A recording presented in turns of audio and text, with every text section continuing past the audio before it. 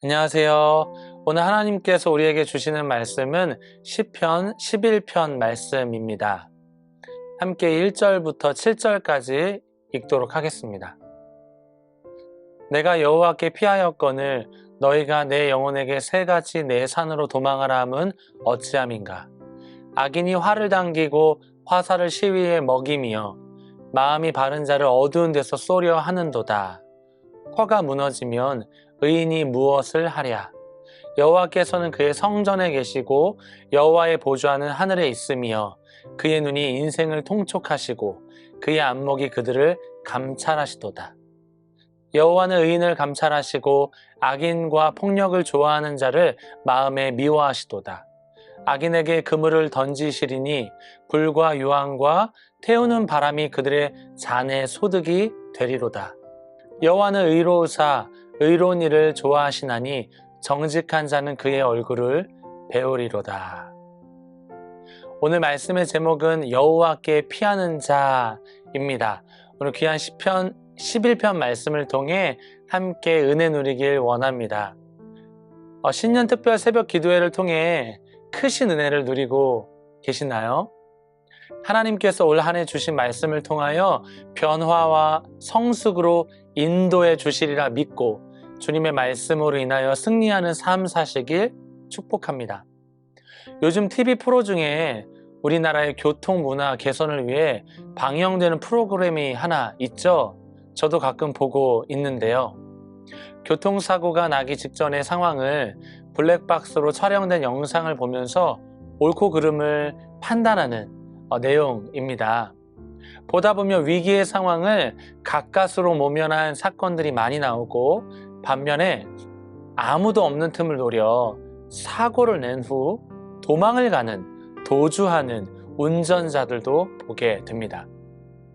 내가 아무리 운전을 잘한다 해도 사고가 날 수 있는 상황들이 많은 것처럼 운전을 하는 순간 발생하는 위기의 상황을 순발력 있게 대처하는 것이 중요할 것입니다. 인생의 위기의 순간도 마찬가지 아닐까요? 내가 어떻게 선택하고 대처하느냐에 따라 그 상황이 나에게 독이 될 수도 있고 기회가 될 수도 있는 것입니다. 오늘 본문의 시편 저자인 다윗의 삶에 또다시 어려움의 순간이 찾아왔습니다. 문제가 생긴 거예요. 그런데 다행인 것은 여호와께 피한 것입니다. 어려움의 순간이 찾아오자마자 하나님께 피한 것이죠. 하나님을 선택한 것입니다.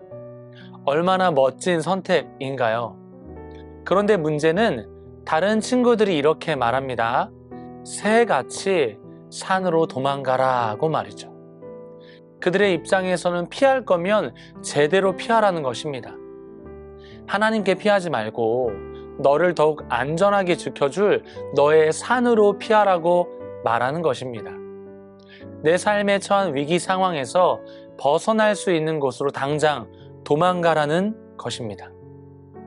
오늘 시편 기자는 오히려 이런 상황이 이해가 안 되는 거예요.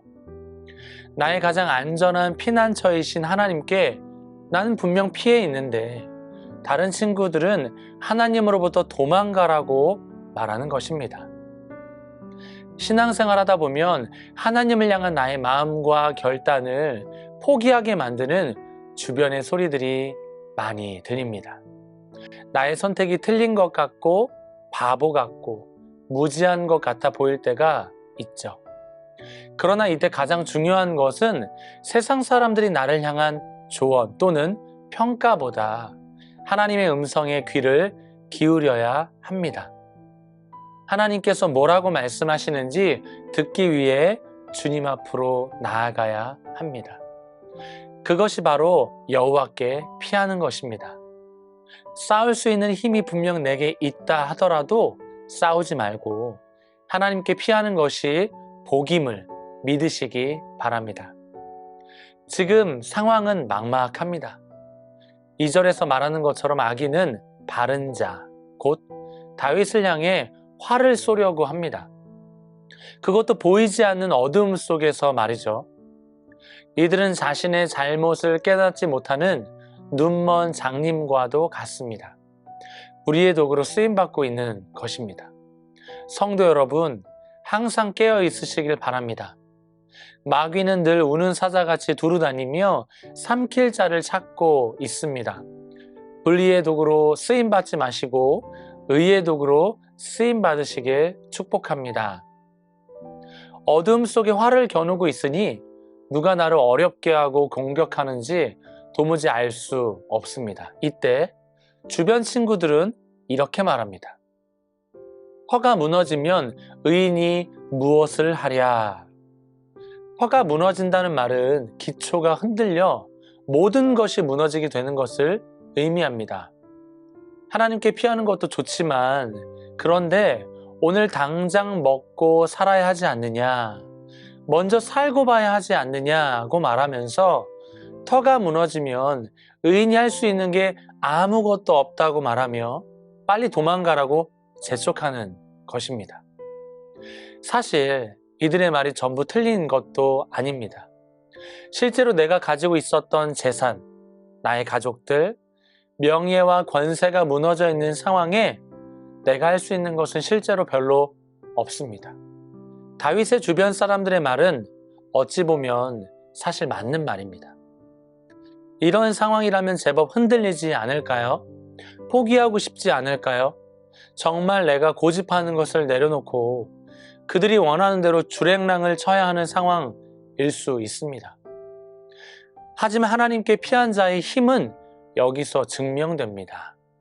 악인들이 득세하는 세상에서 하나님을 의지하려는 다윗의 몸부림이 부질없다고 말하는 그때 다윗은 사람을 보지 않고 세상을 보지 않고 하나님을 바라봅니다.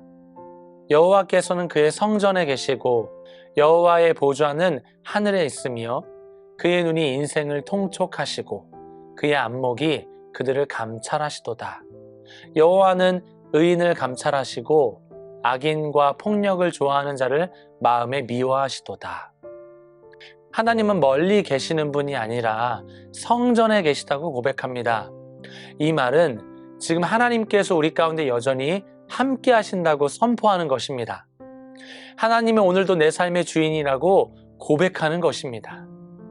나는 할 수 없지만 하나님께서는 하실 수 있으시다는 믿음의 고백인 것입니다. 다윗이 죽게 피한 이유가 여기에 있습니다.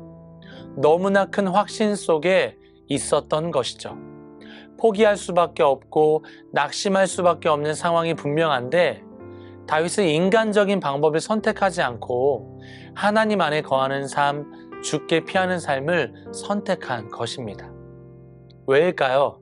그것이 자신의 삶의 복임을 알고 있었던 것입니다.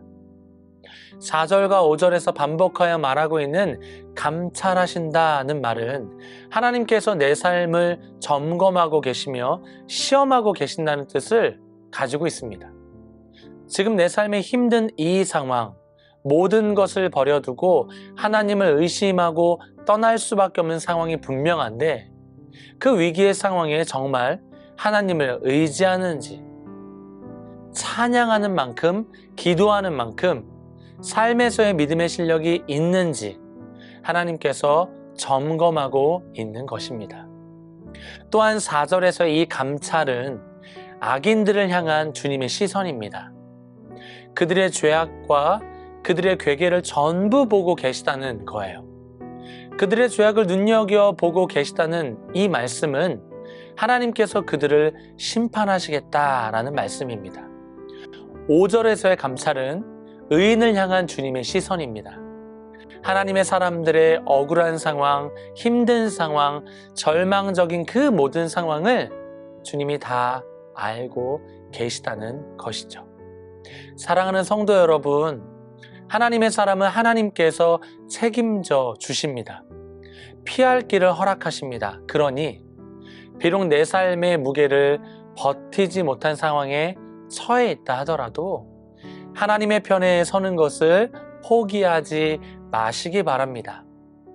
마지막 7절 하반절 말씀에 정직한 자는 그의 얼굴을 배우리로다 라고 기록되어 있습니다. 정직한 자는 살아계신 하나님의 일하심을 목도하게 될 것입니다. 하나님의 사람으로 사용되어지고 싶으시나요? 그렇다면 세상의 소리에 흔들리지 마시기 바랍니다. 하나님의 편에 선 나 자신을 향해 세상은 여전히 손가락질할 것이고 비난하며 더 심하게 공격할지도 모릅니다. 그런 상황이 찾아올 때 다윗의 이 고백이 우리의 고백이 되길 소망합니다. 하나님, 나는 주님께 피하겠습니다. 주님께 피하는 것이 나의 최선입니다. 내 삶의 복입니다. 라고 고백하시는 우리 성도님들이 다 되시길 주님의 이름으로 축복합니다. 기도하겠습니다. 하나님, 감사합니다. 우리의 삶에 피할 바위시오 우리의 산성 되신 주님이 내 삶의 피난처 되심을 믿습니다. 그 능력의 주님만을 의지하며 나를 감찰하시는 주님을 붙들고 주어진 삶을 승리할 수 있도록 인도하여 주옵소서. 감사하며 예수님의 이름으로 기도드리옵나이다. 아멘.